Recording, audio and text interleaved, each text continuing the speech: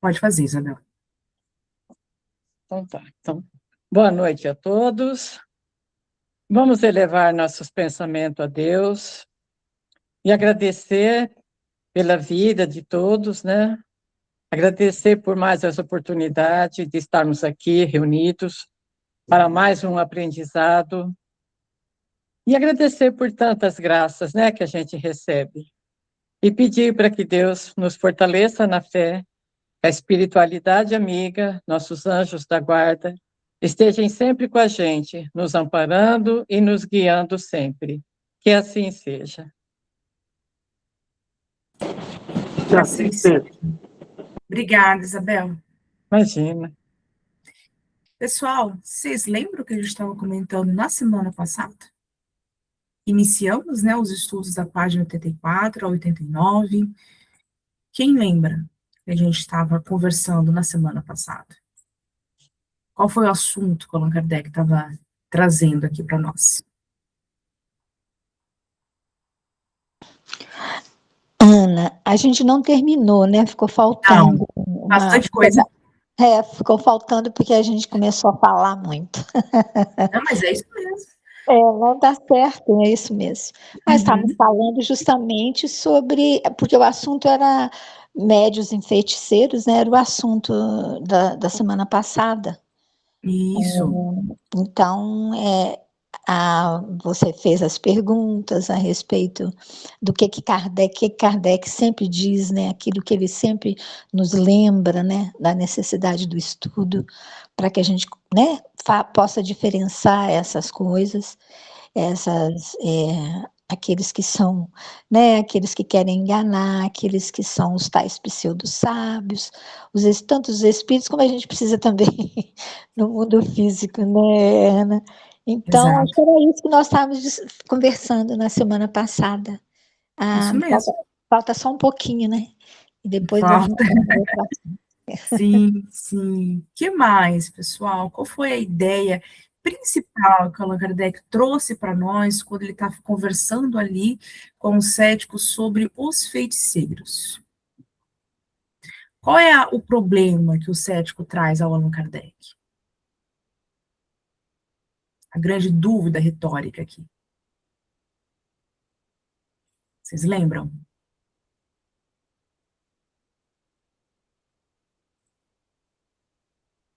O cético trouxe, né, uma confusão de conceito ali, colocando os feiticeiros, ou os mágicos, ou qualquer coisa desse tipo, com os médiums, né? Ele estava tentando mostrar para o Allan Kardec, perguntando, né, de forma retórica, se não era a mesma coisa.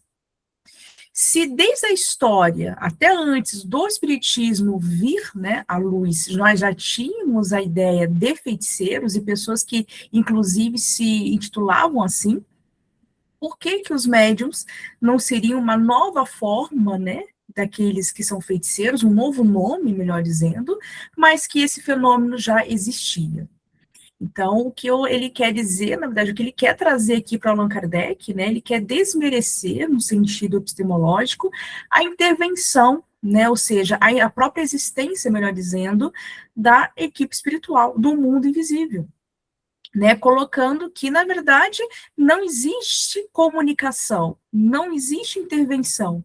O que temos aqui, na verdade, são pessoas que se passam por feiticeiros, que manipulam, muitas vezes por fraude, mas que não tem como a gente conceber, muito menos fazer ciência do mundo invisível. O que Allan Kardec, quais foram as luzes, né, que Allan Kardec coloca aqui para nós? Que é possível, sim, né, fazer ciência disso, e que, na verdade, há uma confusão histórica, tá? Há uma confusão histórica quando a gente está falando aqui sobre o que é o feiticeiro.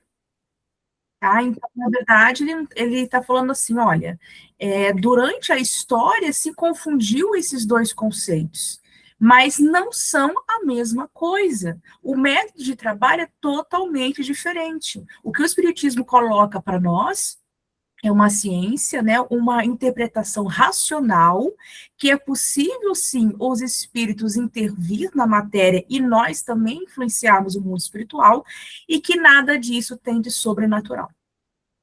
Então, foi essa grande verdade, né, essa grande premissa, melhor dizendo, que o Allan Kardec está colocando aqui para nós, dialogando aqui com o cético.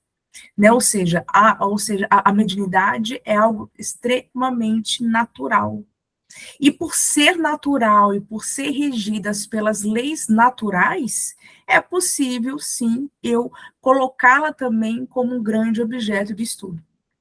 Então, é possível, sim, compreender através de uma lente científica o fenômeno mediúnico, justamente porque não tem nada de sobrenatural. Agora, se a história, até antes disso, confundiu ou só apenas interpretou isso como feitiçaria, isso já é outra coisa, é uma confusão histórica. Isso não quer dizer que não haja, né, vamos colocar assim, a possibilidade de intervenção. Ou seja, o que o Allan Kardec veio colocar? Ele veio realmente trazer essa luz, né, no estilo iluminista, ao cético, para falar assim, não, é possível sim, o que antes nós estávamos numa espécie de trevas, onde se confundiam os conceitos, não tinha um domínio científico desse assunto, que é por isso que a gente acreditava que isso era coisa de feitiçaria. E ele ainda coloca um agravante, né, que nós vimos na semana passada. O agravante no sentido que ainda tem pessoas que eram médios naturais, aliás, que não eram médios naturais e que por isso se passavam ali, né, por feiticeiros, ou eram rotulados assim, inclusive perderam suas vidas por isso, não é mesmo? E só que tem aqueles que se fizeram, ou seja, aí no sentido de fraude mesmo, ou seja, aqueles que se faziam de médios ou se faziam de feiticeiros para mostrar que tinham um poder sobrenatural e assim manipular o outro. Assim como nós temos pessoas que se passam por médiums, né? Que aqueles médiums ostensivos, enganam as pessoas por cartas mediúnicas, né? Ou seja, pessoas de má fé sempre existiram. E ainda, né, ou seja, né, a forma como eu vou enganar, como que eu vou manipular isso só foi ao longo da história, né, se modificando. Mas existem pessoas, infelizmente, irmãos, que ainda se prendem a essa questão do mal. Então, o Kardec fala, ó, temos que aprender a separar as situações, né? Então, tem aquelas pessoas que são fraudulentas, tem aquelas pessoas que se fizeram, aliás, que são médios naturais, mas que receberam o nome de feiticeiros, e por isso, muitas vezes, foram massacrados, foram colocados à margem por isso, pessoas que sofriam, pessoas que enlouqueceram com isso, né? Porque quando eu não tenho um domínio da minha faculdade mediúnica, isso sim pode me levar, as palavras de Allan Kardec, né, a pessoa usando a loucura aqui, a um estado de surto, a uma loucura mesmo, de não saber lidar, ou seja, esbarra ali a nossa saúde mental, psicológica. Então, isso fora aqueles que foram para a fogueira mesmo, né, que perderam suas vidas injustamente. Então, Allan Kardec fala que isso não é uma grande confusão e uma tragédia histórica, e que o Espiritismo veio com essa proposta de iluminar, de falar assim, olha, não, existe sim a mediunidade e é um efeito natural explicado pelas leis da natureza. E médiums são aqueles que conseguem, de uma forma mais ostensiva, ok? Poder fazer parte, aliás, vamos colocar assim, eles são intermédio mesmo dessa equipe espiritual. É através deles que nós conseguimos enxergar essa vivência mais na pele, de fato. Né? Então, isso prova, né, é uma das provas que realmente os espíritos conseguem, sim, se comunicar. Então, ele já está colocando o que ele quer tirar aqui, né? Ele quer tirar toda essa questão de um poder sobrenatural por trás. Porque se ele conceber isso, eu não faço ciência com algo que é sobrenatural. Eu só posso fazer ciência com aquilo que eu consigo explicar pelas leis da própria natureza. Né? A ciência, ela pesquisa o quê? Ela tem como a pesquisa a natureza. aquilo que se mostra no fenômeno. A mediunidade, a intervenção do espírito através, né, dos médios acontece, é um fenômeno que acontece. Ela é um fenômeno observável. Eu consigo observar e colher material sobre isso. Não importa a natureza, se a faculdade mediúnica material, inteligente, física, não importa. É uma questão que eu consigo observar e fazer ciência disso, que eu consigo explicar pelas leis da natureza. E até então, por que a ciência não tinha explicado até então? Porque a ciência, até o espiritismo, né, que veio aqui com um novo paradigma, por isso que o espiritismo trouxe um novo objeto de estudo, né, ou seja, uma ciência só nasce quando eu tenho um novo objeto de estudo a ser investigado. Assim fez o Allan Kardec, a moda, né, da própria ciência do século dele, e isso não mudou muito até hoje. Então, ele descobriu, ele colocou o espírito como objeto de estudo, e assim ele foi o quê? Garimpando aquelas leis naturais que pudesse explicar e exemplificar esse objeto de estudo. Então, não é porque ninguém foi capaz antes de descobrir os efeitos e as causas que pertencem a essa nova ciência que ela não exista. Então, é exatamente isso que ele está tentando mostrar ali para o cético. Alguma questão, pessoal, até aqui? Tá tudo ok sobre essa diferença, né, essa confusão histórica entre os médiuns e os feiticeiros.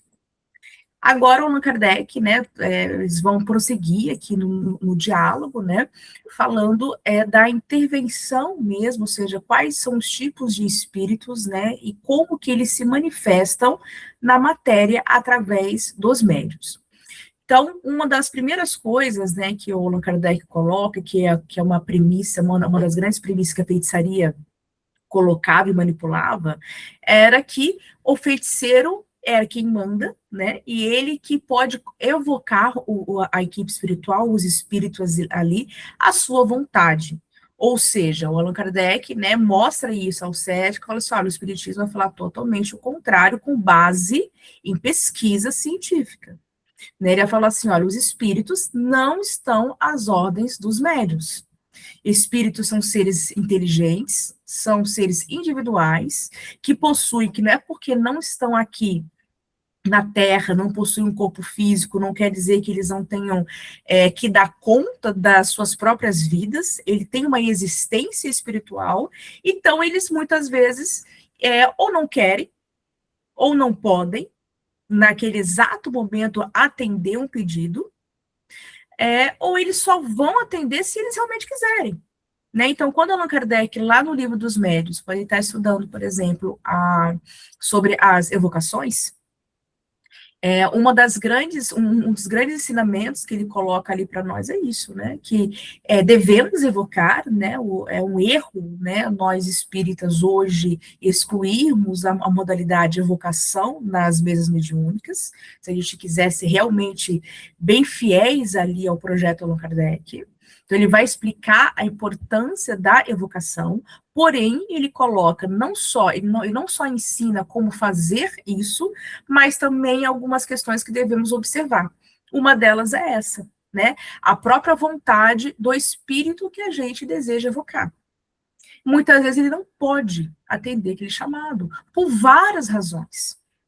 Às vezes, por exemplo, se eu vou evocar um espírito que faleceu ontem, que voltou ontem para a pátria espiritual, possivelmente ele não está nem entendendo ainda o que está acontecendo.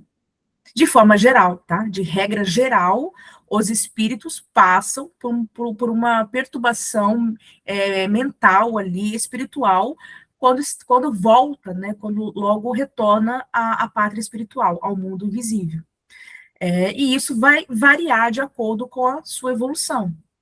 E lógico, com a sua percepção de como se deu a sua morte, e assim por diante. Então, se, independente disso, eu logo for evocá-lo, possivelmente ele não vai conseguir atender o pedido, porque ele não vai nem entender. E se atender, não vai estar habilitado de forma, vamos colocar assim, saudável para poder se comunicar. Posso também tentar evocar um espírito de grande evolução, né? Eu quero evocar, sei lá, Sócrates. Nem sempre vem o Sócrates, né? Eu posso ser enganada também. Né? Aonde está o Sócrates? Será que ele pode realmente nos atender? Né? Será que é ele que vem ao seu chamado? Porque pode vir até um espírito representando ele, né? Vai dizer o Allan Kardec. Então, assim, tem muitas variáveis, tem muitos casos que a gente precisa observar com muita atenção, justamente porque parte dessa grande ideia, que os espíritos não estão sempre à nossa vontade. Eles não obedecem exatamente tudo que a gente quer, né? Até porque eles têm seus trabalhos, eles podem estar reencarnados em outros mundos. Agora, é possível se comunicar com outros mundos? Sim, é possível. Tá? Allan Kardec coloca isso no livro dos Médiuns, coloca isso na própria Revista Espírita. É possível, só que isso vai depender de muitas questões, né? Primeiro, da vontade, da possibilidade fluídica, de muitas questões materiais e espirituais para que essa comunicação possa ser efetivada. Muitas vezes ela não pode, ele manda, por exemplo, alguém lá no lugar dele. O Allan Kardec também fala essas questões, manda alguém ali no lugar. Né? Por mais que coloque, por mais que assine ali, por exemplo, Sócrates, mas não é exatamente o Sócrates, né? Mas é alguém que ele enviou. Né? Tem essa possibilidade também que a equipe espiritual, né, o Erasto, colocou isso para o Allan Kardec. Então, assim, tem muitas coisas. Né? Então o que o próprio Espiritismo vai colocando para nós, o Allan Kardec tomou cuidado de colocar esse catálogo de possibilidades, né, quando ele vai trabalhar sobre a evocação, e vai falar que nem sempre isso é possível. Agora, é válida a técnica, né, vamos colocar assim, a modalidade de evocação, que a gente deveria, inclusive, nunca ter abandonado isso, tá certo? Não muda muito, né, aquela frase que o Chico, né, que a gente repete sempre no Centro Espírita, né, falando que o telefone toca de lá para cá. É mais ou menos essa ideia, né? A gente pode até chamar pelo telefone, agora, se o espírito vai atender a evocação, isso é outra coisa. Né? Então, nem sempre, e posso ter ali o melhor médio, a equipe espiritual, os médios ali que estão doando o seu fluido, os médios passistas, eu posso ter a equipe assim toda prontinha, mas o espírito, ele não vem. E não é porque o médium não merece, ou a equipe material ali não merece, não é porque eles não têm evolução, é porque muitas vezes o espírito não consegue. Então, muitas vezes, né, a gente se coloca realmente, bom, vamos esperar de forma espontânea para que esse espírito se comunique. Né? Então, normalmente, como que se formatou no Brasil os grupos mediúnicos pela própria orientação da FEB. Né? É reservado ali um espaço. Tem grupo que faz antes, depois, tem grupo que faz antes e depois, isso não importa. É reservado ali um espaço, por exemplo, para uma mensagem de algum mentor do grupo, de algum mentor do próprio centro. Nunca é de forma muito assim, para o médium tal, né? Sempre de uma forma geral ali. Então, ele vem instruir, ele vem trazer um consolo àquele grupo, àquela casa espírita. Né? Então, eles se mostram isso de uma forma espontânea. E nem sempre, tá?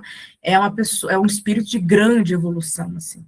Tá? São espíritos que estão ali trabalhando também. A equipe espiritual, né, que está ali trabalhando, e eles têm essa oportunidade de vir trazer uma mensagem.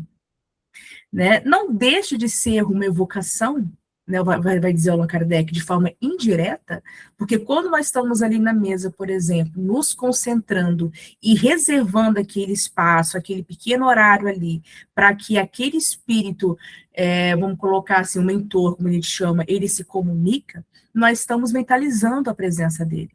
Não sei quem é, não sei o nome, mas eu estou mentalizando aquela presença benéfica. Então, já é uma evocação. Eu já estou ali preparando aquele ambiente de fluidos, né? Porque quem dá qualidade aos fluidos é o meu pensamento, é a minha vontade. Eu e todos os meus irmãos ali do grupo, nós estamos, de uma certa forma indireta, vai dizer Allan Kardec, evocando, a gente não percebe isso, né? Evocando que aquele espírito venha nos trazer uma mensagem. Então, ele vem muitas vezes, né, através de alguns irmãos ali, que possuem essa, vamos colocar assim, essa habilidade maior de trazer essa comunicação do mentor. Não são todos os médiuns que conseguem isso, tá? Eles não, tem muitos que não conseguem, mas não é porque é um médico é um médico que não presta, né, entre aspas, não.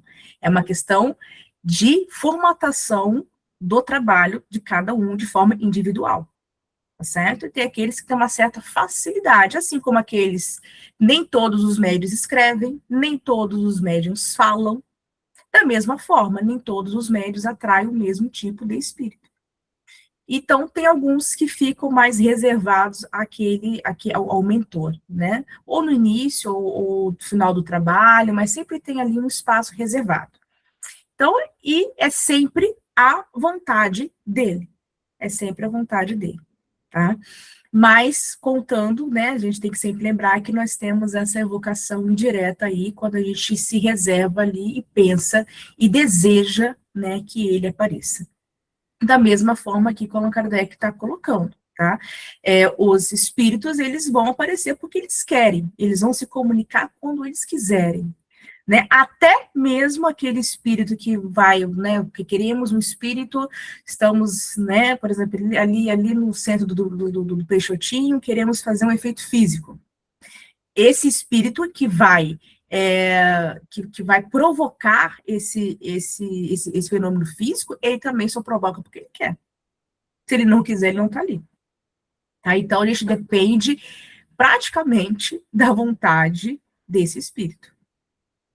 Né? E quando a gente quer, né, aí qual tipo de espírito que a gente quer perto de nós, né, e o tipo de mensagem ou de fenômeno físico vai depender também, né, da moral ali daqueles médios, do comprometimento do trabalho, tudo isso influencia. Tá? Então, Allan Kardec vai colocar assim, quanto mais evoluído o espírito for, mais trabalho ele tem e menos tempo ele tem também. Né, para poder e ele não vai atender a qualquer chamado, muito menos quando a gente tem algum interesse pessoal, né, assim, ele não vai se dar o trabalho disso, tá certo? Então, ele vai vir quando realmente for necessário. Né? Então, por isso, assim, que a gente tem que avaliar muito todas as mensagens, inclusive, principalmente de mentores, né, porque nem sempre é um mentor exatamente ali. Né, tem que tomar muito cuidado. Com isso, como todas as mensagens, então, assim, o tempo todo Allan Kardec, né, tá falando sobre isso. E como que eu consigo ter esse filtro? Como que eu consigo melhorar a minha análise, né? A Graça já colocou aqui para nós, um estudo. Sem estudo, eu vou ficar realmente, muitas vezes, ali, presa a ilusões ali que aquela mensagem pode trazer, com o nome bonitinho ali, e ainda a função dele, mentor. Então, muito cuidado com isso também. Alguma questão, pessoal, que vocês gostariam de colocar? Até então. Olha ali quando o Kardec coloca para nós, né? A gente tem que ter muita prudência, né? Tem que saber realmente essa análise, né? O Allan Kardec queria, ele falava assim, que um dos grandes espíritos, né, que, vamos colocar assim, que a gente sempre tem que ter, alimentar, né, é o bom senso. Ele fala que a força do espiritismo está no bom senso. Então, bom senso em qualquer área que eu for atuar no campo espírita. Isso para a nossa vida, inclusive. Né? Ainda mais quando nós estamos atuando ali em nome do espiritismo. Então, muito cuidado, né, com todas as mensagens, com todas as aparições, muito cuidado quando a gente for assim, lidar com os médios, com os grupos mediúnicos, é um cuidado assim extremo, né? E muitas pessoas, muitos médios, trabalhadores podem até se sentir incomodado com esse rigor, né? mas é um rigor que que foi próprio criado pelo Allan Kardec, né? Você brinca, não briga com a gente, briga com o Allan Kardec. Porque assim, a gente só está ali aplicando exatamente o que ele colocou. E ele não colocou à toa, né? Porque o Allan Kardec, ele filtrava as mensagens, né? Ele filtrava tanto as mensagens por evocação, quanto as mensagens que vinham de comunicações espontâneas. Então, ele escolheu, por exemplo, lá no final do livro dos médiuns, né? Onde ele vai reunir ali no último capítulo, ele vai reunir, aliás, no penúltimo capítulo, né, ele vai reunir as mensagens, de várias mensagens espontâneas, ele fala, ó, são todas mensagens espontâneas, o Espírito veio com a própria vontade dele se comunicar. E ele faz uma seleção ali, ele leu uma por uma. Você pode ter certeza, a gente pode ter certeza que ele aplicou ali o bom senso e filtrou muitas. Muitas não foram para a obra, porque não realmente tinha algum furo, né? Às vezes não era falsidade, né? Nem sempre é falsidade, mas às vezes aquele espírito que vem para compor, né, ainda mais com aquele compromisso de compor a obra, né? Era uma mensagem que pecava no seu teor, vamos colocar assim, de qualidade de instrução que ela carregava. Então, assim, tudo que ele selecionou ali, a gente pode até ver, né? São Paulo, Santo Agostinho, Erasto, é só da nata espiritual. Né? Mensagens de espíritos que já estavam preparados, de grande evolução, estavam prontos ali para poder trazer para nós, né? Estavam encabeçados com essa missão, junto com Allan Kardec, de trazer para nós as mensagens de cunho. Não só de um ensinamento científico, filosófico, inclusive moral, principalmente moral. Né? Então, Allan Kardec tomou esse cuidado, né? Justamente porque ele vai falar ao cético aqui que todos os espíritos se comunicam. Né? Bom seria se fosse só os evoluídos, né? Ó, evoluídos, vocês já conseguiram o direito de se comunicar com a Terra, né? Por exemplo. E não é exatamente assim. Deixa eu voltar aqui. Mais alguma questão, pessoal? Alguma questão que vocês gostariam de colocar? Vocês estão muito quietinhos hoje.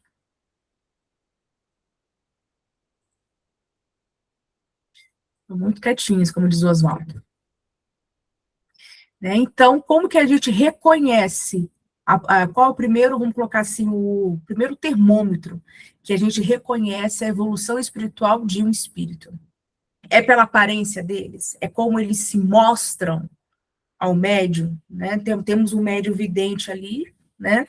O médium vidente ali, aí veio um espírito, apareceu no grupo mediúnico, ele tá de branquinho, né, como os filmes lá do Nosso Lar aparece, bonitinho, né, parece um anjinho. É por isso que a gente vai atribuir uma certa evolução para ele? Não, né? Não vamos atribuir por isso. Vamos atribuir pela sua postura, pelo teor da mensagem, como ele construiu isso, e principalmente a qualidade do conteúdo. E se isso, né, também, se aquilo que ele diz também compete com a sua própria evolução.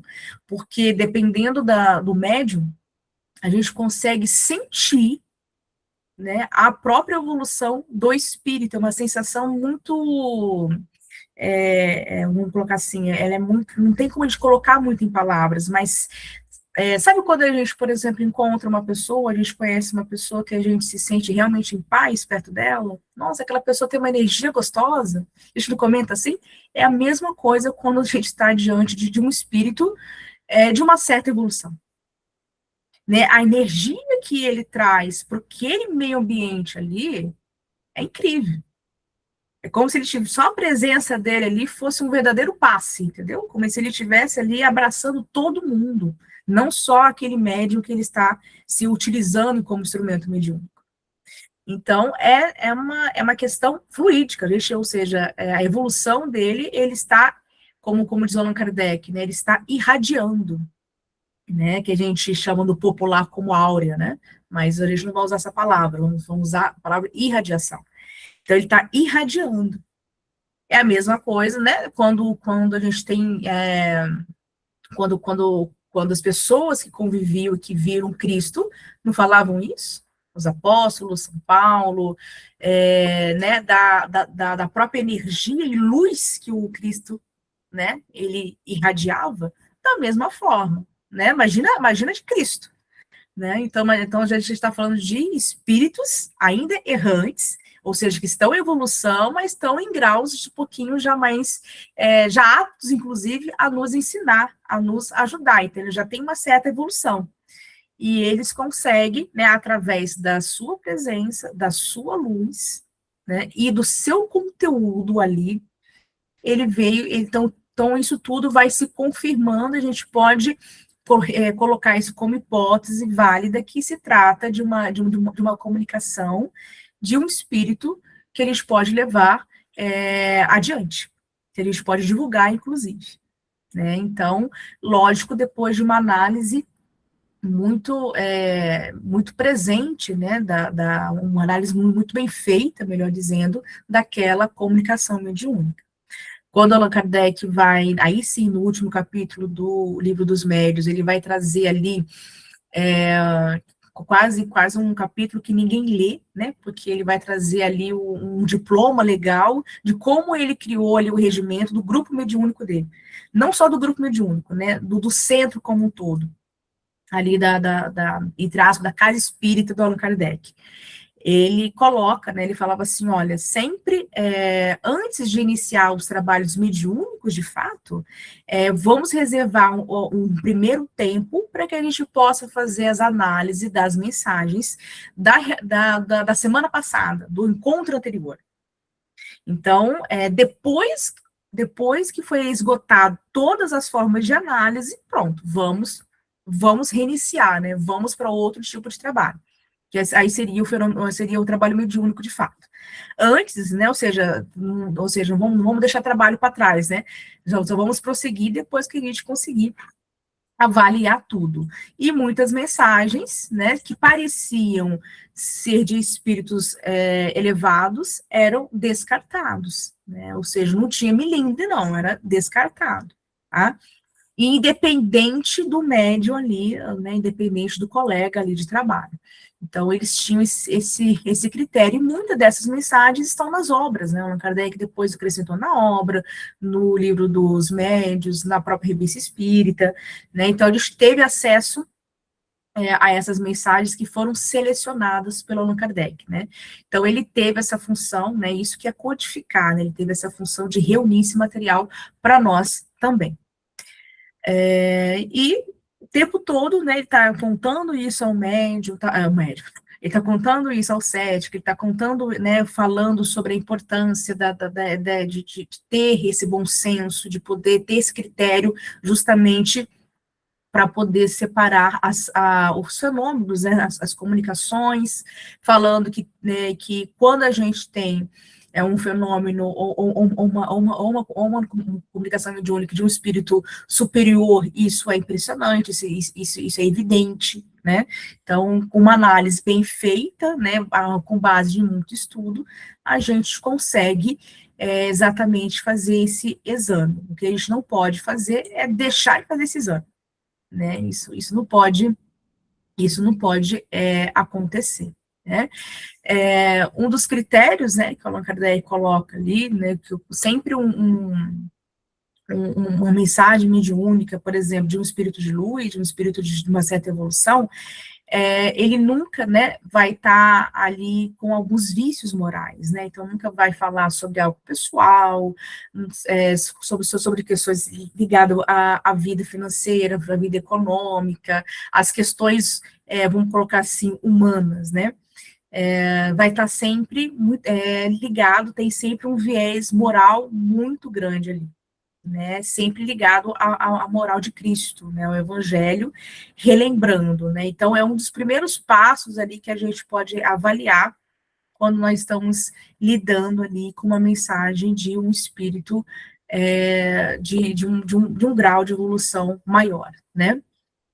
E também isso vale também, né, para a qualidade do médium, né, apesar que a mediunidade em si, ela não guarda nenhuma relação para que ela possa existir com a moral, com a ética, né, posso conceber um espírito encarnado de pouca evolução, mas de grande potencial mediúnico, porém, a qualidade do seu trabalho no mediúnico está totalmente ligada à sua evolução moral também, né? Ou seja, a evolução moral do médium.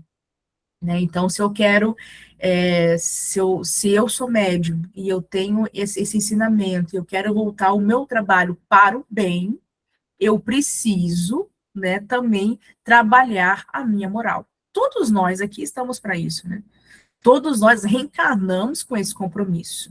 Então, aquele que ainda se dedica e quer, né, e já vem com esse potencial mediúnico e escolheu trabalhar nisso, ele precisa estar atento a isso, caso ele queira uma boa produção mediúnica.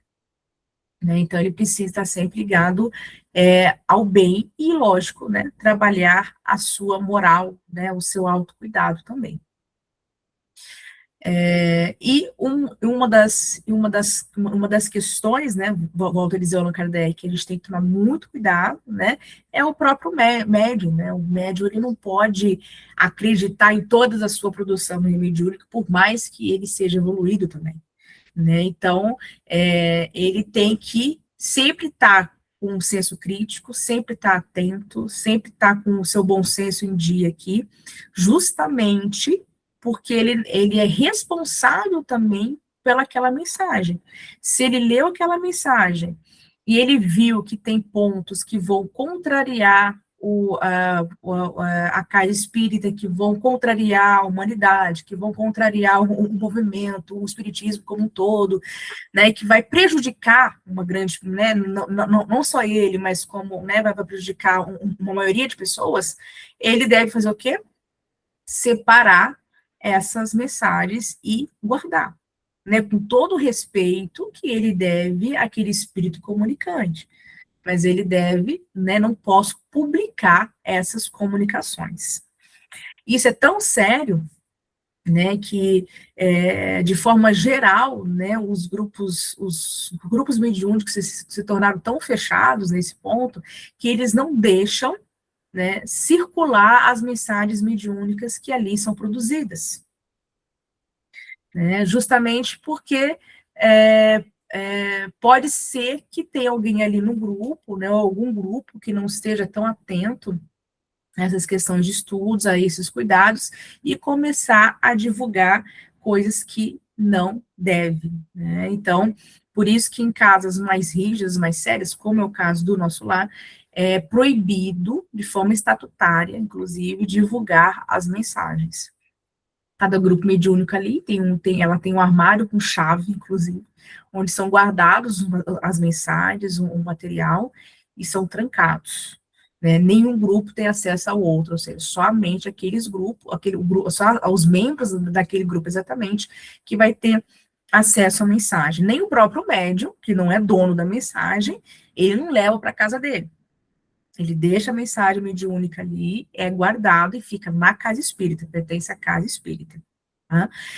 O Allan Kardec, né, vai colocar para nós que as mensagens que foram passadas por todas esse cuidado, essa avaliação, esse critério, podem ser e devem ser divulgadas quando isso vai acrescentar alguma questão moral, filosófica ou científica.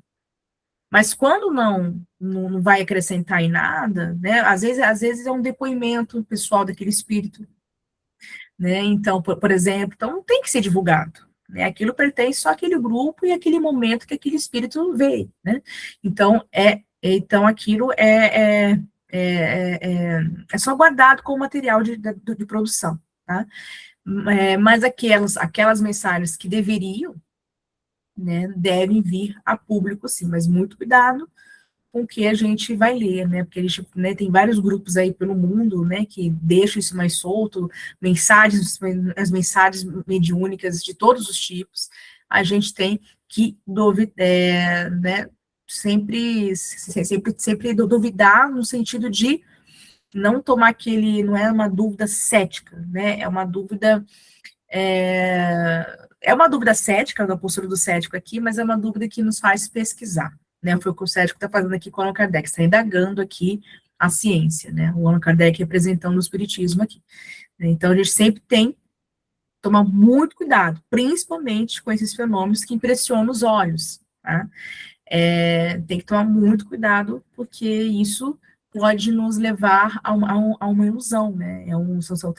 Tem fenômenos mediúnicos que nos impressionam, né? Que nos iludam, em especial. Então, muito cuidado. Então, o que é importante aqui para nós? Sempre a qualidade moral das mensagens. E da equipe, né, material e espiritual, que ali também está, né? Uma das, né, até eu grifei ali, né, quando o Kardec colocou, as mensagens mediúnicas de espíritos mais avançados, né, de espírito de luz, como a gente gosta de colocar, são sempre, né, tem uma palavra, eles são sempre desinteressadas, ou seja, eles vêm trazer esse conhecimento de graça para a gente.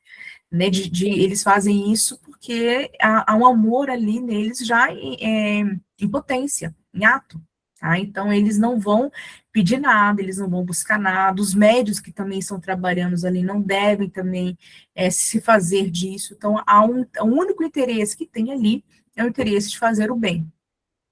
Então, quando nós já temos esses elementos, já é um caminho andado ali para a gente poder atribuir uma validade àquele trabalho mediúnico e àquela mensagem ali que veio deste trabalho, né? E, né, o Allan Kardec volta aqui a falar de novo, né? Então, toda a prática mediúnica, ela deve ser o quê? Desinteressada, principalmente, né, de questões financeiras e materiais e de vaidade também. Quantos médios são vaidosos nesse sentido moral também, não pedem dinheiro, não tem interesse econômico ali envolvido, mas tem interesses morais ali, de vícios morais ali, que a gente consegue perceber.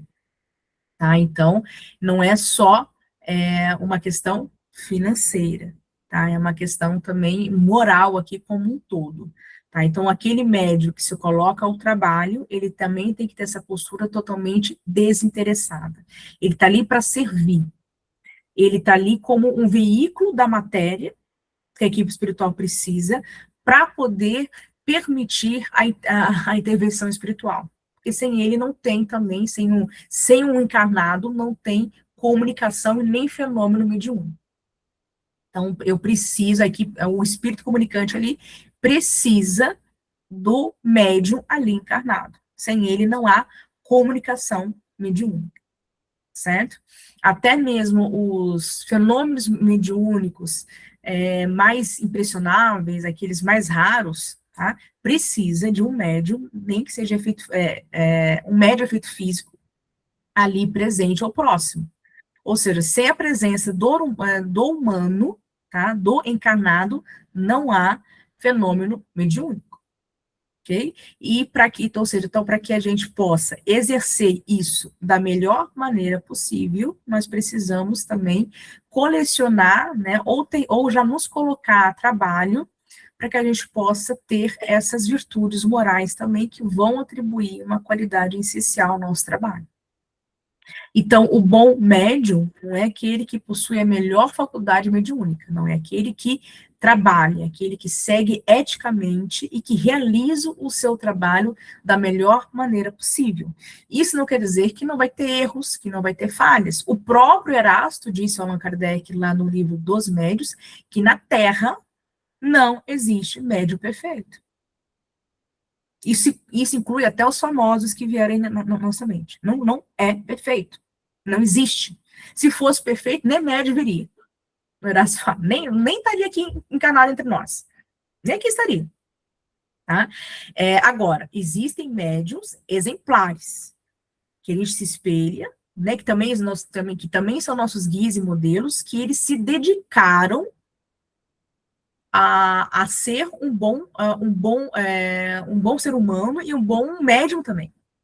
Um bom espírito em evolução, vamos colocar assim.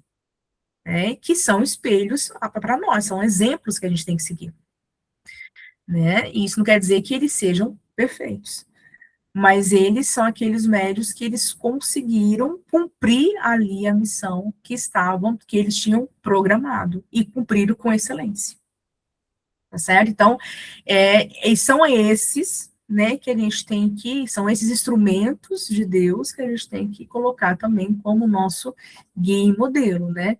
Perfeito aqui na Terra, volta o Erasto falar, né, só o próprio Cristo, que a gente teve conhecimento até então, que aqui reencarnou.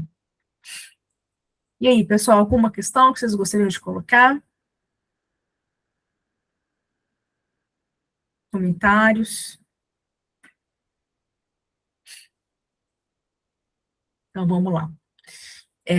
Outra questão, né, que o Allan Kardec coloca aqui para nós, né, ele começa a trazer esse cunho moral à discussão aqui com o cético, né, e ele fala, né, que uma das grandes questões que nós temos também a atribuir como critério de validade às comunicações é a autenticidade, né, ou seja, uma comunicação fluida, aquela comunicação onde você percebe, né, exatamente quem é o espírito comunicante. Então, por exemplo, vou evocar Sócrates, né, que é o nosso exemplo, assim. A gente já espera uma linguagem do Sócrates, a gente já espera um conhecimento grandioso, moral, vindo desse espírito. Então, assim, o nosso critério de análise, ele também cresce. Né? Eu consigo, muitas vezes, identificar um espírito pela forma como ele escreve, pela como ele apresenta, né? Não só o conteúdo, mas como ele vai apresentar o discurso, como ele constrói essa ideia. Né? Ou seja, agora, tem espíritos altamente inteligentes que também simulam? Tem. Mas eles sempre vão deixar alguma coisa falhar ali, não é tão autêntico, né? Aí e quando é que eles vão falhar? Quando no sentido moral aqui, né? Eles vão deixar uma brecha ali, alguma questão ali que vai contrariar a moral. E aí que a gente pega. Porque quando há um espírito que é autêntico, é límpido, ele realmente é um espírito de uma certa evolução, não há nenhuma contradição, não há nada, né, assim, tudo, vamos colocar assim, tudo do início, do meio e do fim, tá tudo ok. Por mais que a gente passe para análise, a gente pode chamar Allan Kardec aqui para poder fazer a análise, ele vai falar, não, é ok. Se trata, né, não sei se é exatamente o Sócrates, assinou como Sócrates ali, mas podemos atribuir essa mensagem, sim, podemos validar como sendo uma mensagem de Sócrates, São Paulo, ou de qualquer outro espírito aí de uma grande evolução, né? Não só pelo conteúdo, mas é um conteúdo que vem sempre trazer um conhecimento, vem trazer uma questão ligada a uma questão moral, filosófica, científica ao mesmo tempo, um discurso muito bem feito, né? E vem trazer sempre um crescimento, né? Tanto que o Allan Kardec vai chamar isso de comunicação instrutiva. Não é só no sentido intelectual, é principalmente moral. Né? Então, por isso que a mensagem mediúnica, a produção mediúnica ali, diz muito sobre aquele espírito comunicante. Então, por mais que alguns tentam simular, né, eu vou tentar me passar pelo espírito tal, vai ter alguma questão que eu vou, que aí, né, que a minha fraude vai cair por terra, que eu não vou conseguir sustentar a evolução daquele que eu tentei me passar, né, porque pode ter, sim, espíritos que tentam se passar pelo outro, né. E, né, então é nesse sentido, né, que o Allan Kardec vai começar aqui a mostrar ao cético, né, que existe uma diversidade de espíritos, né, que é a escala espírita ali, né, da pergunta 100 até 113 do livro dos Espíritos, para a gente quiser rever essa questão da escala espírita. ou a escala dos espíritos, a escala moral, né, evolutiva, na verdade. Então, ele vai falar assim, olha, todos os espíritos, né, por que dá esse trabalho todo pra gente? Porque todos os espíritos, independente do seu grau, do seu estágio evolutivo, se comunicam. Então, todos podem se comunicar. A gente encarnada aqui que tem que ter o trabalho de separar aquilo que realmente nos interessa. Ou seja, o cuidado, né, de poder separar as mensagens é nossa. Porque todos eles podem se comunicar. E nem todos vêm com o objetivo de trazer uma mensagem de alta evolução. Até porque eles nem têm essa evolução para poder mostrar. Né? Então, eles vão trazer exatamente na mensagem o que eles realmente são, né? Porque o desencarne, né, a morte, né, como eu coloquei ali, não transforma ninguém de forma instantânea. A evolução não dá saltos. Então, não tem como um espírito que desencarnou, por exemplo, de uma forma muito sofredora, de grande perturbação espiritual, amanhã dar uma comunicação altamente instrutiva e evoluída. Não tem como. Tá? Ele não teve tempo, né, ainda de se restabelecer, não teve tempo de evoluir. A evolução, ela se constrói nesse intercâmbio entre os dois mundos, através da reencarnação. Então, imagina, só porque eu deixei o corpo físico, aí amanhã eu vou ser outra pessoa, eu vou ter outra personalidade, eu vou ser outra persona? Não, eu vou ser eu mesmo. Né? Então, a forma como eu falo, a forma como eu demonstro, a evolução a espiritual, o meu entendimento, tudo isso vai junto. E, lógico, que assim como todos nós, né, eu também vou evoluindo, mas eu preciso de tempo. Né? Eu preciso de vivências para que eu possa me chegar, né, a um dia ser um espírito de alta evolução, como todos nós vamos chegar. Só que não é de uma hora para outra. Né? Então, assim, muito cuidado, assim, com mensagens, né, de espíritos que vêm, por exemplo, consolar as suas famílias, e você sabe que visivelmente não teria como, né, ter aquele conhecimento, aquela tranquilidade. Ou é fraude do médium, pode ser, ou é um espírito se passando de forma, vamos colocar assim, né, de forma, é um espírito leviano, né, por exemplo. Então, tem que tomar muito cuidado. Tá? Então, a comunicação sempre, né, vai ser autêntica, ou seja, no sentido assim, ela vai refletir, né, o desenvolvimento moral e intelectual do espírito comunicante. Então, não tem como não tem como o espírito, né, encarnado ser uma pessoa aqui, desencarnou, virar outra. Não tem como. Né? E quem vai fazer essa separação? Nós encarnados aqui, que temos a obrigação de discernir, né, as comunicações mediúnicas. Então, eles vão vir, né? Eles vão vir, eles vão falar o que eles querem, muitas vezes eles querem um consolo, muitas vezes eles querem trazer a percepção deles, né, sobre o mundo espírita, sobre o mundo espiritual, onde eles vivem. Mas sempre essa interpretação, a forma como ele vai falar, como ele vai se comunicar, reflete exatamente o grau atual que ele está. Tá? Então, a gente vai ter algumas coisas que podem contrariar a ciência, a filosofia, pode ter, justamente porque é a visão dele, né? Pode ter questões ligadas às suas paixões, à sua falta de evolução, né? E mesmo assim ser uma comunicação séria. Né, porque o que é uma comunicação séria? É aquela que é autêntica, aquela que é legítima do espírito. Né? Ou seja, ela não precisa ser instrutiva. né? Aquilo que Allan Kardec coloca para nós. Toda comunicação instrutiva é séria, mas nem toda comunicação séria é instrutiva. Então, eu posso ter, né, a comunicação de um espírito que veio trazer o seu sofrimento, mas ele não vai instruir nada. Ele vem pedir um socorro, ele vem pedir uma ajuda, uma luz. Muitas vezes ele nem sabe, ele não consegue ainda enxergar essa nova, né, a que voltou à condição espiritual. Então, ele precisa ali de um apoio. Né? Aí nós temos a casa espírita como um pronto-socorro espiritual também.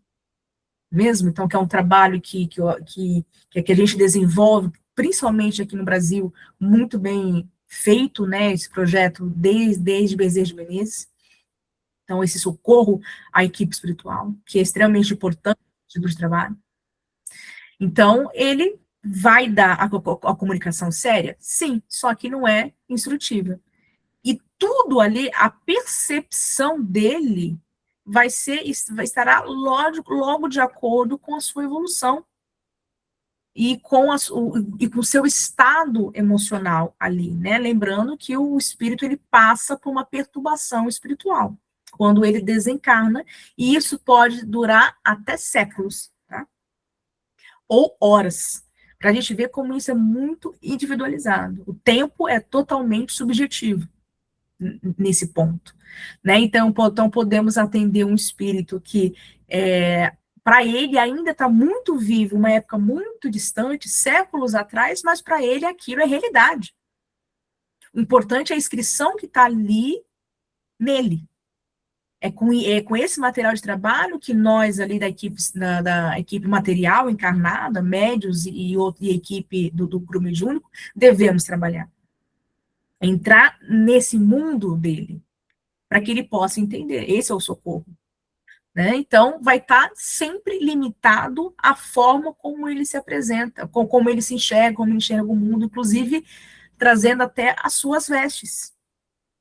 Né? Então, tem espíritos que se apresentam à mesa mediúnica, por exemplo, onde você vê que ele está com uma roupa, entre aspas, antiga. Ele está no século dele, ele está no tempo dele. Para ele, aquilo não passou o tempo. Não adianta a gente fazer ele enxergar, tá vendo que mudou o mundo? É até maldade fazer isso. Né? Ele não vai enxergar assim. Então, ele vai trazer a linguagem dele, a forma como ele se expressa, a evolução dele e o que ele precisa ali no momento. Tem espíritos que já sabem, que já se encontram numa condição, já se encontram no mundo espírita, no mundo espiritual, vem apenas dar um depoimento. Eu estive aqui, eu fui socorrido nessa casa espírita, eu vim aqui falar com vocês, hoje eu sou um trabalhador da casa. Então, ou seja, como se ele estivesse falando com um colega de trabalho ali. Né, de evoluções bem semelhantes e parecidas. Né? E tem aqueles que a gente percebe que tem um quilates maior. Né? Como eu falei, que a gente até sente um ambiente diferente, ele traz até flores juntos. Né? Tem espíritos que fazem que, quando eles aparecem, vem até chuva de rosas, né? Pelo menos aí nem todos os médios percebem, tá vendo? Vai da percepção de cada um, da sensibilidade mediúnica de cada um. Tem uns que falam assim, eu senti o cheiro de rosas. Tem outros que falam assim, não, eu senti o cheiro e vi as rosas. Então, ou seja, mesmo nós encarnados, nós não temos essa diferença de percepção e de como eu vou colocar isso em palavras. Quando a gente desencarna, é a mesma coisa. É a mesma coisa. Então, por isso que o Allan Kardec está falando, olha, vamos ter que levar em conta os diferentes níveis de desenvolvimento moral e intelectual. Isso vai refletir, né, na qualidade ali, né, da produção mediúnica. Vamos avançar mais um. E aí, gente, que dúvida, comentário? Vocês estão muito quietinhos já. Fala aí, Graça. Me ajuda. Oi. Não, assim, tá tudo tão claro, né? Você está falando que nós já entramos no outro item, né? Você está falando da diversidade dos espíritos. E aí, isso aí, vamos dizer assim, está complementando aquilo que a gente trabalhou antes, né, sobre a questão dos feiticeiros, assim, porque está falando de evolução espiritual mesmo, da evolução dos espíritos que a gente recebe, né? Eu também trabalho num trabalho mediúnico, e a gente ali, o nosso trabalho é mesmo, a maioria do tempo, a orientação, né? E aí a gente percebe aqueles que já chegam e já parece com menos tempo, né? Às vezes a gente não sabe exatamente o tempo já desencarnado, mas eles compreendem que já estão desencarnados, estão ali, muitos voltam para agradecer. Então, isso também indica uma evolução, né? Uma evolução espiritual mesmo, porque aquele espírito está ali compreendendo aquele trabalho, foi atendido ali e volta ali para agradecer. E aquilo que você falou, muitos falam que trabalham na equipe espiritual. Então, assim, tudo que você está falando aqui é tranquilo da gente entender, porque está muito didático, você está falando com muita clareza, está tudo muito bom. Acho que eu não teria muito para falar, só mesmo para dizer que a aula está muito clara, muito boa, Ana. Que bom, graças. Às vezes, ou trazer alguma experiência. Os médios aqui da Sim. nossa sala, tem alguma experiência para trazer sobre esse assunto? Os médiuns da sala, vou deixar os médiuns. É, Eu ou sou grupo, outra. ou não é só médios, né? Na verdade, assim, toda equipe, principalmente, né? Ser médium é até fácil, né? O que é mais difícil no grupo mediúnico? Os esclarecedores. Desses eu Pois tenho é. pena.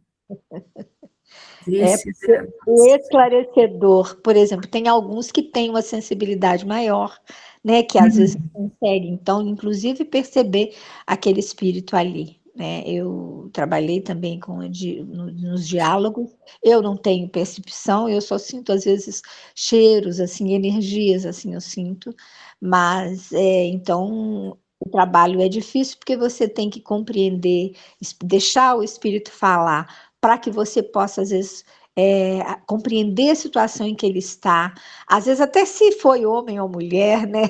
Assim, para você poder atender, ter aquele cuidado na hora de Sim, conversar com ele. Mas é um trabalho lindo, muito bonito, porque é de muita caridade, muito consolo, e a gente aprende muito ali. Muito. exatamente. Mas é isso, Ana. Agora Tem que ter um estudo, uma percepção, né? Aquele que está dialogando, né? O esclarecedor, né? Agora fala ficou até aqui que o movimento espírita não gosta mais dessa frase, dessa palavra, né? Fala aquele que é o dialogador mediúnico. é É dialogador. mais dialogador mediúnico, né? É, Eles têm que ter essa percepção muito aguçada, sim, muito isso aguçada. mesmo. Quando ele é médium também, ou seja, quando ele tem a faculdade mediúnica já mais, vamos colocar assim, mais à flor da pele, mas aquele exato momento, aquele grupo, ele está trabalhando como aquele que vai dialogar, né?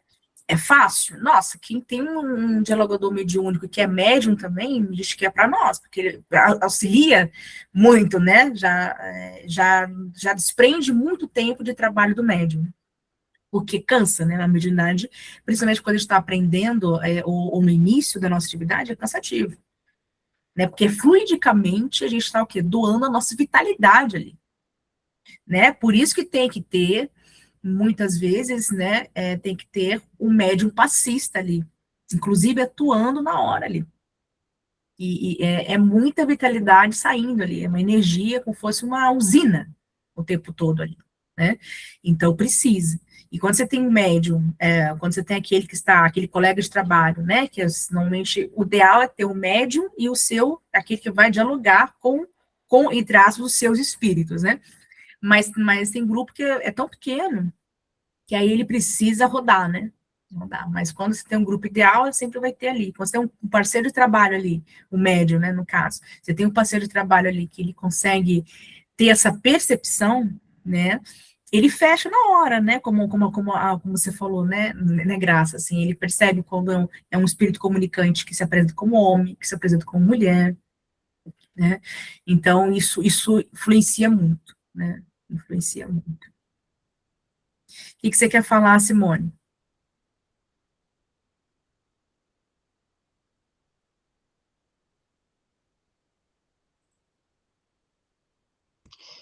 O que é pela minha ignorância, né, que eu estou começando agora o estudo, você está me ouvindo, Ana Sim, Carolina? estou te ouvindo, estou te Tá. ouvindo. O que é um Logador? dialogador mediúnico? Como que é o papel dele, né, numa mesa mediúnica? Por favor, se puder me esclarecer, eu agradeço. Claro. O grupo mediúnico, né, ele é composto pelos médiuns, né, sem médiuns não há grupo mediúnico, para que o médium ele vai, por exemplo, dar a mensagem mediúnica, principalmente, né, assim, quais são os dois tipos de faculdade mediúnica que interessa hoje para a casa espírita de uma vida prática. Né, eu preciso de médios que eles vão psicografar, né, então aqueles que escrevem, e aqueles que vão falar através da psicofonia. Tá? Ele vai trazer a mensagem do médium, do espírito, perdão, falando. E os trabalhos mediúnicos, eles são formatados para espíritos que precisem de um atendimento, como fosse um pronto-socorro. Ele não vai trazer um livro, ele não vai trazer uma mensagem, eles são espíritos que estão ali em pronto-socorro mesmo, precisando falar. Então, eu, por exemplo, sou médium, estou ali dando a passividade, a comunicação, eu estou falando, eu preciso de um encarnado, tá, que vai exercer a função de conversar com esse espírito, de esclarecer, de encaminhá-lo à equipe espiritual.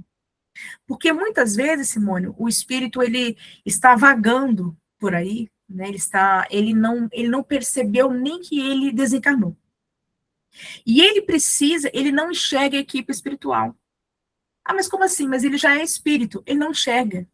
A percepção dele está tão presa à matéria ainda, ele enxerga o médium, ele enxerga aquele que está dialogando com o médium, ou seja, os dois encarnados, e durante esse diálogo, esse outro trabalhador tem muitas vezes a função do quê?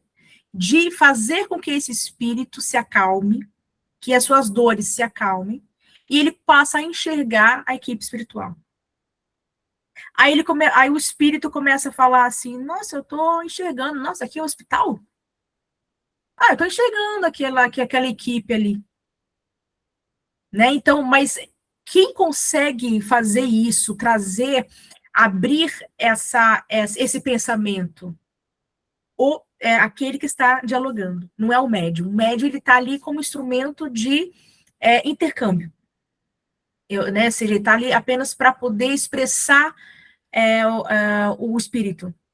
Né? Mas aquele que tem um trabalho maravilhoso de esclarecer, de dialogar, de encaminhar, de cuidar e de ouvir, que dá aquela escuta ao espírito, é o dialogador mediúnico.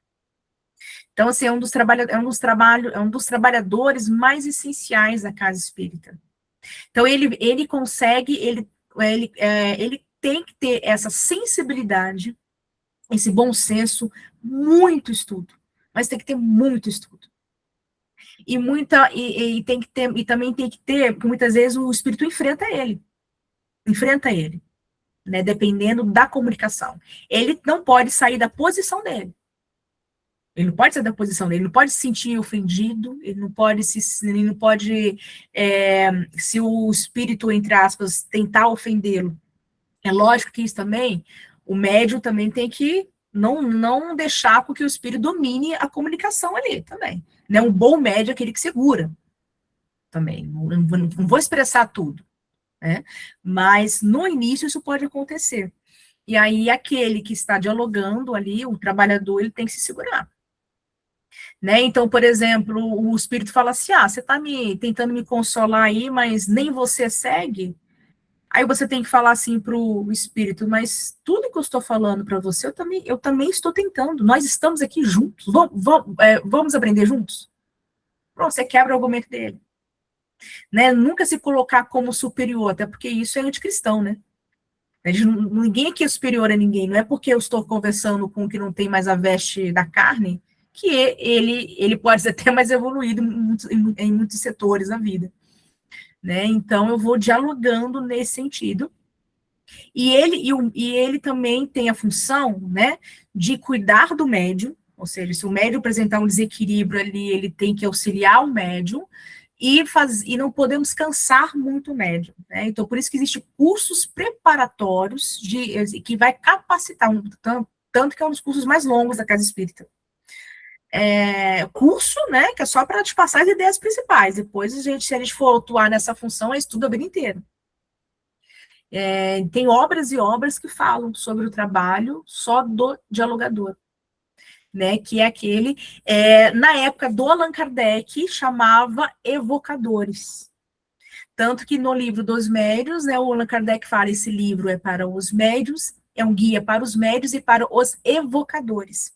O evocador, né, era quem conduzia ali o processo de evocação, e ele que fazia as perguntas, ele que trabalhava ali com o espírito. O médium sempre foi médium a vida inteira, ele, né, desde a época de Allan Kardec até hoje. Ele é só um transmissor, um veículo, né?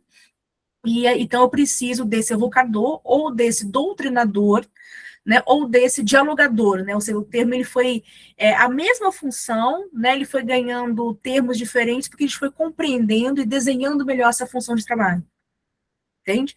Então ele foi evoluindo, mas ele é essencial, gente. Ele é essencial, junto com o médium passista ali. Então, às vezes, tem ali o médium sentadinho na mesa, o médium passista normalmente em pé, e o colega que vai dialogar ali do meu lado.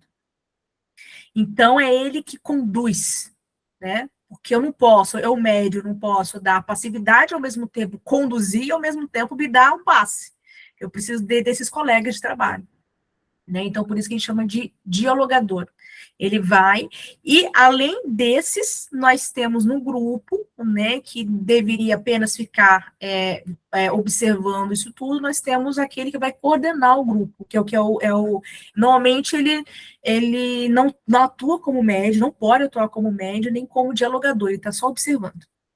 Quando há falta de trabalho, ele no máximo atua como ele tem que ter formação em um curso também né, para poder dialogar com os médios, mas o ideal é ele só ficar ali observando, né, que também é uma função que ele tem que estar atento o tempo todo, né? Então, são as peças de um grupo mediúnico, né? Então, nós temos cursos de formação para cada uma dessa função, né, para cada uma para poder exercer, né?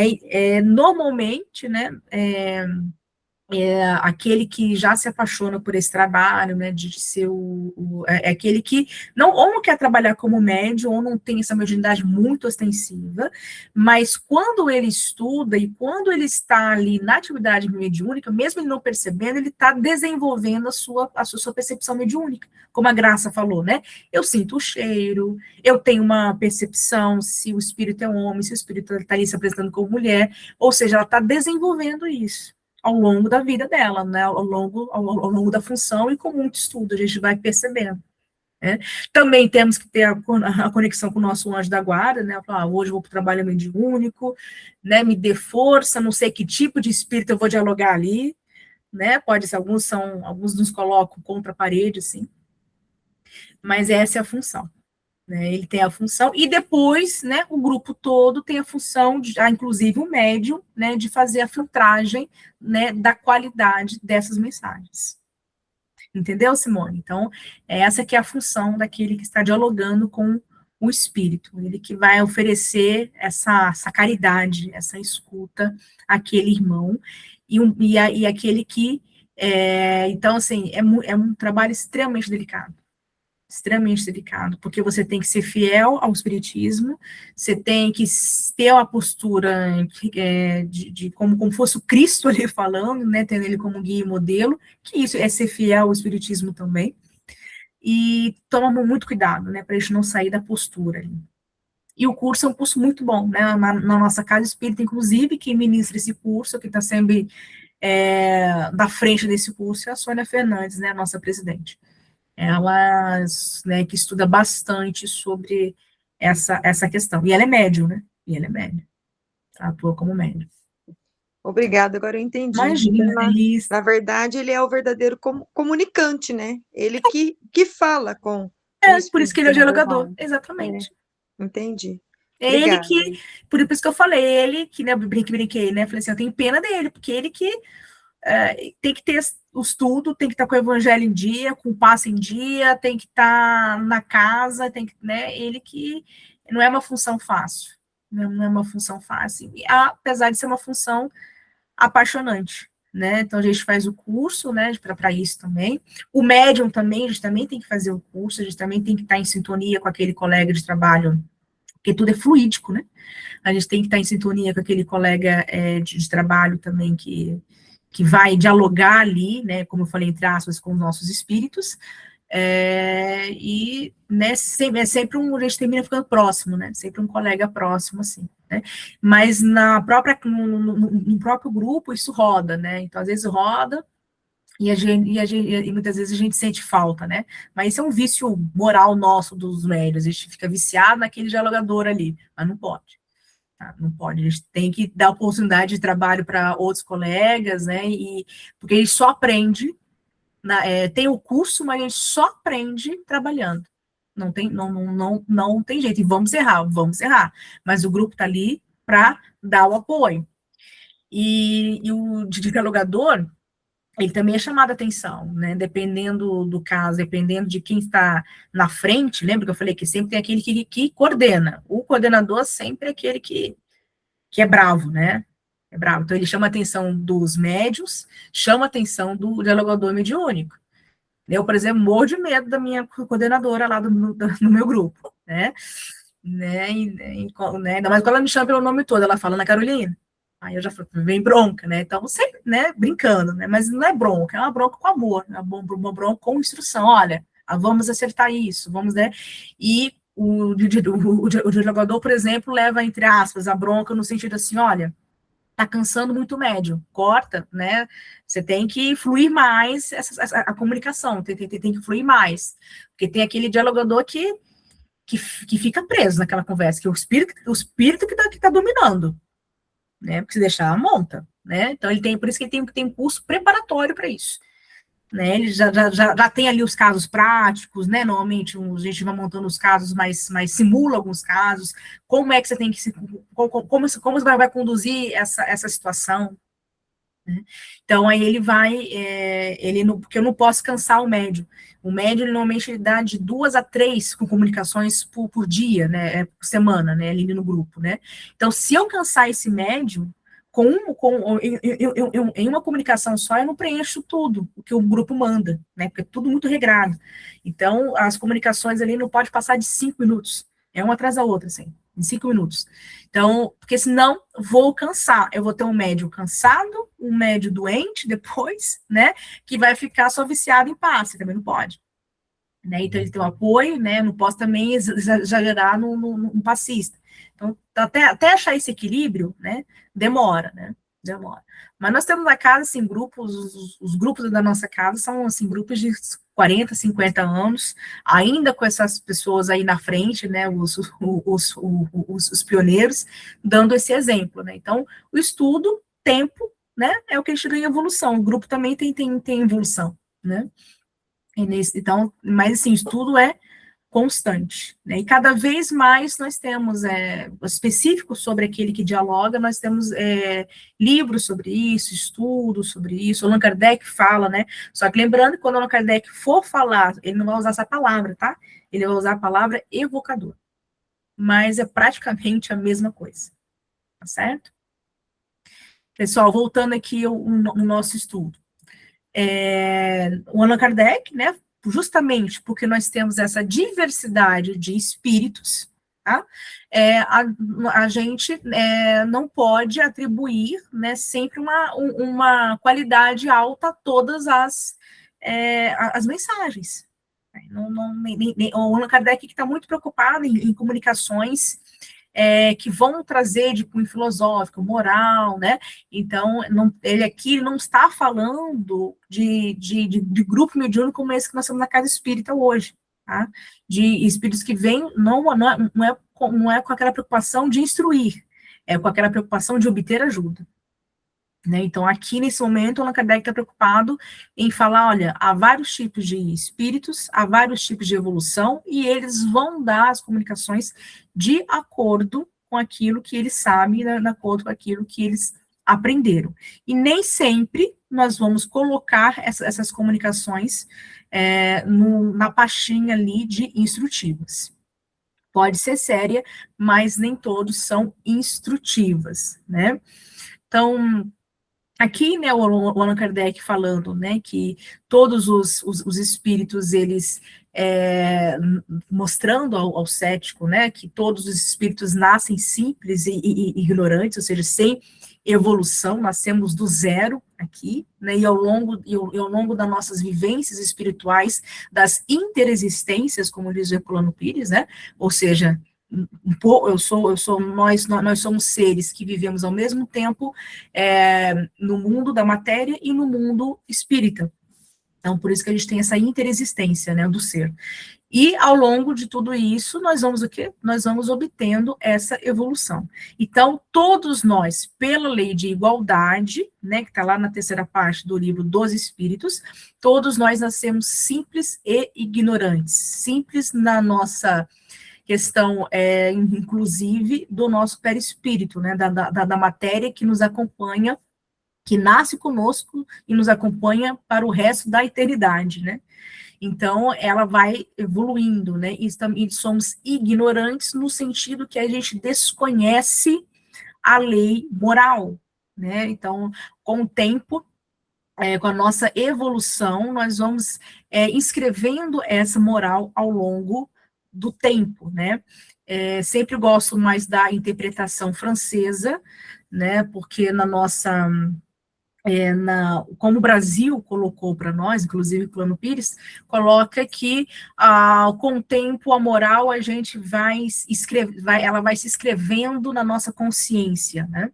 A interpretação francesa original coloca que, na verdade, as leis morais, elas já estão escritas, porém a gente as ignora, né? Por isso simples e ignorante, justamente porque a gente não tem evolução do nosso, todos, né? A gente não tem ainda as potências evolutivas para a gente poder, ao longo da vida, né, poder entender todas essas leis que já estão escritas. É como se Deus tivesse nos criado, colocado essas potências morais em nós, e ao longo da nossa existência, a gente vai iluminando a nossa a consciência, e por isso que a gente vai vendo, né, exatamente aquilo que já estava escrito na nossa consciência, ou seja, até a gente chegar ao Pai, né, essa necessidade de realmente, né, até a gente conseguir se graduar ali como um espírito de luz, tá certo? Então, mas não muda muito, né, ela já escrita, ou ela se escrevendo, o sentido é o mesmo, tá? Então, todos nós vamos evoluindo, e é por isso que existe essa diversidade, né, de espíritos, porque cada um está num grau diferente, como se fosse numa escola, cada grupo está numa série diferente, e todos aqueles conseguem, né, eles vão passar aquilo que eles aprenderam até então. Então, é por isso que há essa diversidade de espíritos. Aí o Allan Kardec vai mostrar, né, mais essa questão, por que Deus, né, já nos criou assim, né, inclusive lá na Gênese, no capítulo do bem e do mal, ele questiona, ele volta essa questão, né, ele faz uma pergunta retórica ali, falando por que Deus já não criou perfeito, né, por que criou simples e ignorante?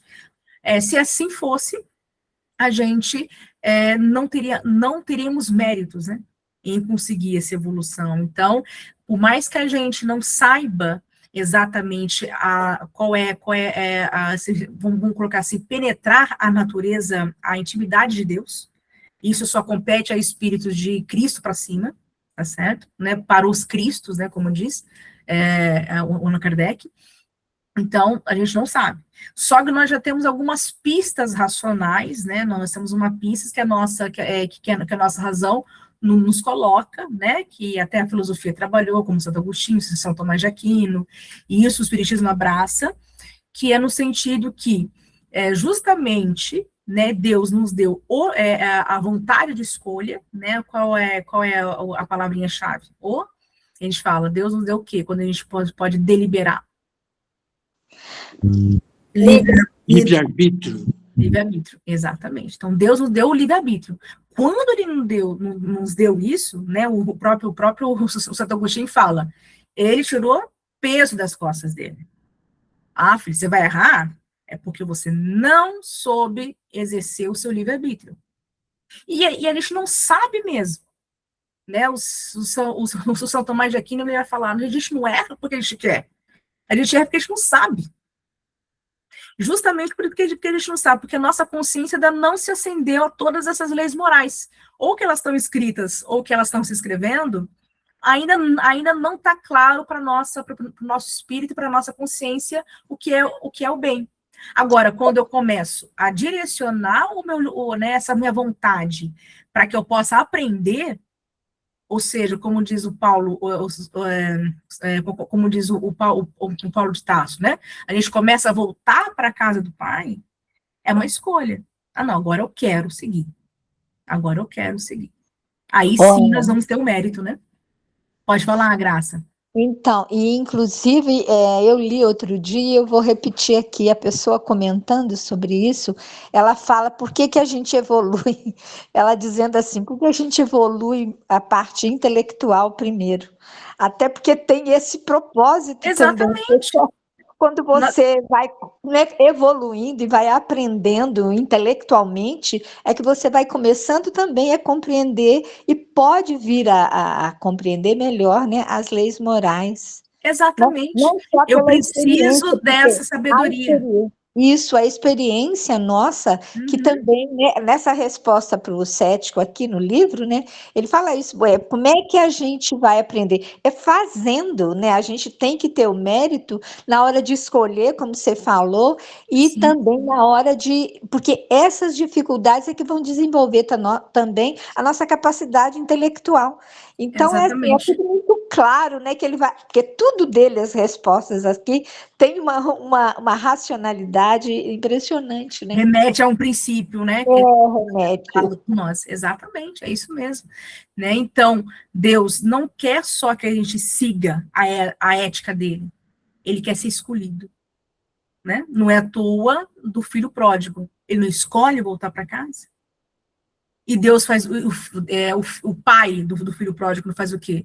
Recebe de braços abertos. Ele escolheu ficar ali. Até o outro filho fica com ciúmes, né? Mas por que ele ficou dando mais atenção? Porque ele escolheu. Ele representa todos nós de forma metafórica. Né? Ou seja, todos nós erramos, vai chegar uma hora que a nossa consciência vai falar assim, não, vou escolher. Né? O cansaço moral é tão grande que a gente fala, o que está na minha consciência aqui? Quer ver? Eu vou começar a escolher Deus. Né? Então, ele quer ser não só seguido, ele quer ser escolhido. Agora, porque ele fez esse projeto, e tem que conseguir a evolução de Cristo ali, entrar no grupo deles ali do WhatsApp e ver o que ele está falando. Né? Antes ninguém entra, só entra quem é realmente graduado ali. Tem que passar por toda essa evolução aqui, não tem jeito.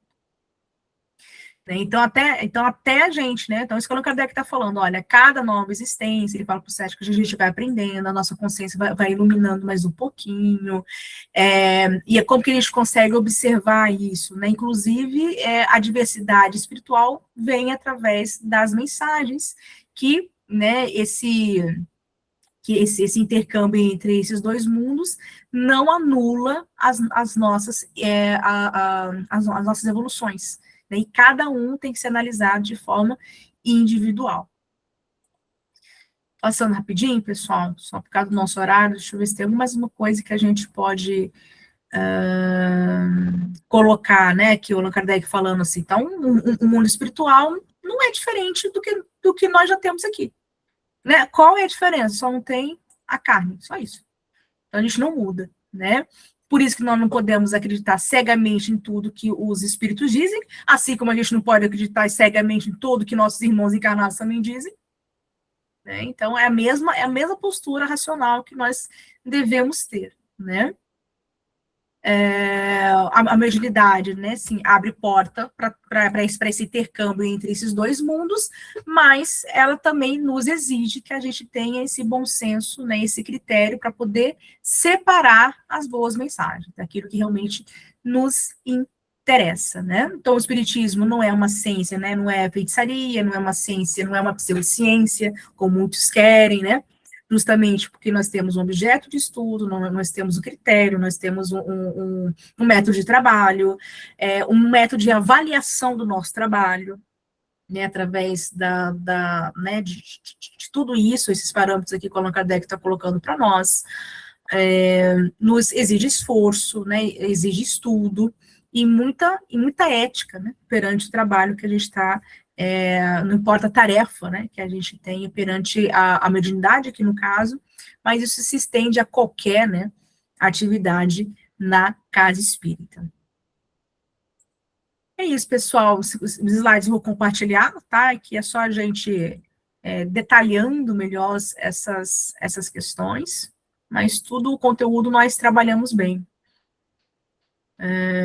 Né, aqui, né, olha, qual é o melhor, aqui, ó, qual é o melhor remédio aqui, né, para a gente afastar todos esses espíritos enganadores, encarnados ou desencarnados, né, o estudo, ele volta nessa mesma grande premissa aqui, não tem jeito, né, isso a gente tem que, né, gravar, né, estudar, não importa a tarefa que a gente tem na casa espírita, estudar, mais que a gente vire especialista num assunto, ou goste mais de um assunto, né, mas esse compromisso, esse estudo aí, nós temos que ter para a vida, né, acho que é um dos grandes, vamos colocar assim, conhecimentos, né, e ensinamentos, melhor dizendo, que o Allan Kardec, inclusive como pedagogo, traz para nós, né, sem estudo a gente não evolui, não tem como. É isso, pessoal. Alguma questão que ficou ainda, que nós deixamos de comentar, ou que ficou para trás, que vocês gostariam de colocar alguma coisa sobre essas páginas que nós trabalhamos? Tudo ok? Quem gostaria, então, de fazer a nossa oração final?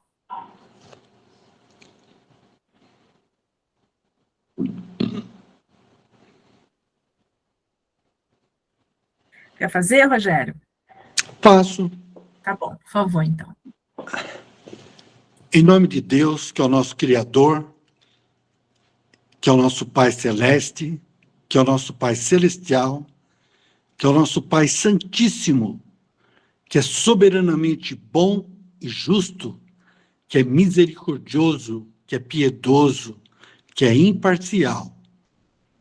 Em nome de Jesus, que é o nosso guia e mestre, eu gostaria de agradecer em meu nome, em nome das irmãs, dos irmãos encarnados, participantes do grupo, das irmãs e dos irmãos desencarnados, participantes do grupo também, que vêm todas as segundas-feiras para estudar conosco, para aprender também.